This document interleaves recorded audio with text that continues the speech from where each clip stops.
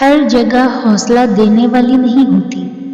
کچھ جگہوں پر کہنا پڑتا ہے اور کہنا چاہیے کہ ہم جانتے ہیں تم تھک گئے ہو، ہمیں معلوم ہے تمہاری زندگی میں مسائل ہیں، ہمیں معلوم ہے کہ تم اپنے ذاتی معاملات کا ذکر نہیں کر سکتے، مگر اس سب کے باوجود ہم تمہارے ساتھ ہیں۔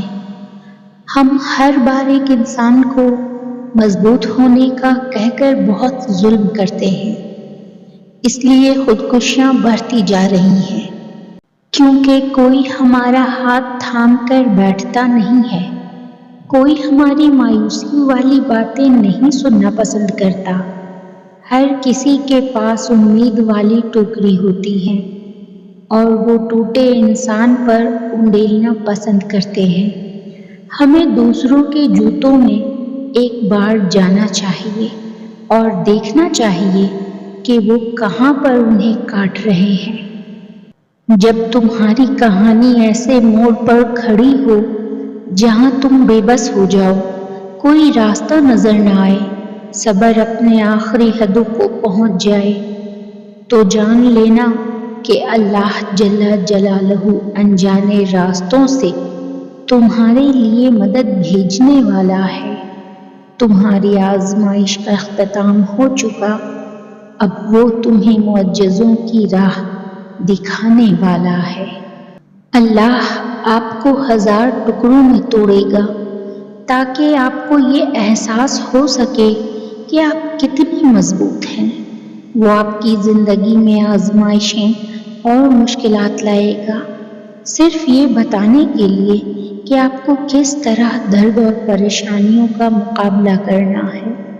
مجھے لگتا ہے کہ ہم جس تکلیف اور مشکل وقت سے گزر رہے ہوتے ہیں، اس کے بارے میں سوچنے کا یہ ایک بہت ہی خوبصورت طریقہ ہے کہ وہ کسی انسان پر اتنا بوجھ نہیں ڈالتا جو وہ برداشت نہ کر سکے۔ یعنی آپ اس تکلیف کو برداشت کرنے کی طاقت رکھتے ہیں، اسی لیے وہ آپ کو آزمائش میں ڈالتا ہے تاکہ آپ اور بھی زیادہ مضبوط ہو سکیں اور اللہ کے مزید قریب جا سکیں۔ غم ہی وہ لمحہ ہوتا ہے جب انسان کو زندگی کی حقیقت نظر آتی ہے۔ ہر شخص زندگی میں ایک دفعہ غم کی اس سیڑھی پر ضرور چڑھتا ہے، اور تب اسے یہ سمجھ آتی ہے کہ سانس چلنے سے لے کر اب تک جتنے بھی کام کیے ان میں ایک کام تو بھول ہی گئے، اللہ سے کتنا دور ہو گئے۔ زندگی کی تلخیوں میں کھو کر ایک اچھے دوست سے کتنا دور آ گئے ہم۔ اپنی دنیا میں جب کوئی چیز کھو جاتی ہے تو انسان اسے عرش میں ڈھونڈنے لگتا ہے، اور تب پتہ چلتا ہے کہ کچھ چیزوں کا کھو جانا کتنا بہتر ہوتا ہے۔ پتہ ہے شیطان تمہارے دل میں کب وسوسے ڈالتا ہے؟ جب اسے تمہارا اللہ پہ توکل کرنا پسند نہیں آتا، اور پتہ ہے اسے تمہارا توکل کرنا کب پسند نہیں آتا؟ جب وہ توکل اللہ کو پسند آ جاتا ہے۔ اور جانتے ہو وہ ایسا کیوں کرتا ہے؟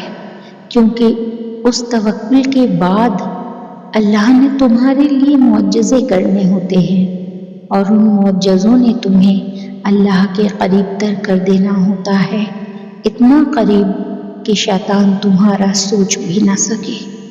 توکل کرو جیسے نوح نے دوران سیلاب کیا، جیسے ابراہیم نے دہکتی ہوئی آگ میں کیا، جیسے موسیٰ نے سمندر پہ چلتے ہوئے کیا، جیسے یوسف نے اندھے کنویں میں کیا، جیسے یونس نے مچھلی کے پیٹ میں کیا، جیسے ایوب نے بیماری میں کیا، جیسے ہاجرہ نے تپتے ہوئے صحرا میں کیا، جیسے زکریا نے اپنی بیوی کے بانجھ ہونے کے باوجود اولاد کی دعا کرتے ہوئے کیا۔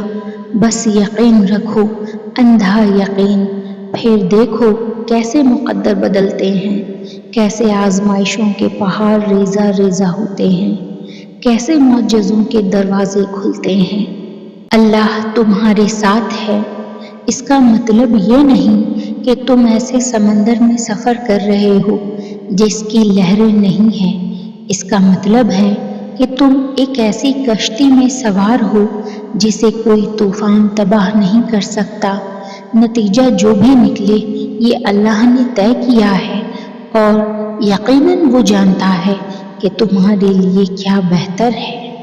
اللہ جانتا ہے کس سے کیا کام لینا ہے اور کب لینا ہے۔ کام سب کے لیے بنے ہوئے ہیں اور وقت بھی مقرر ہے۔ تخت بلقیس کون لائے گا اور کب لائے گا؟ موسیٰ کے لیے پانی سے راہیں کب کھلیں گی؟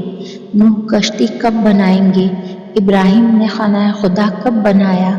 اللہ نے کام اور وقت مقرر کر دیے ہیں، بس جب حکم ہو کہ کشتی بناؤ تو بناؤ۔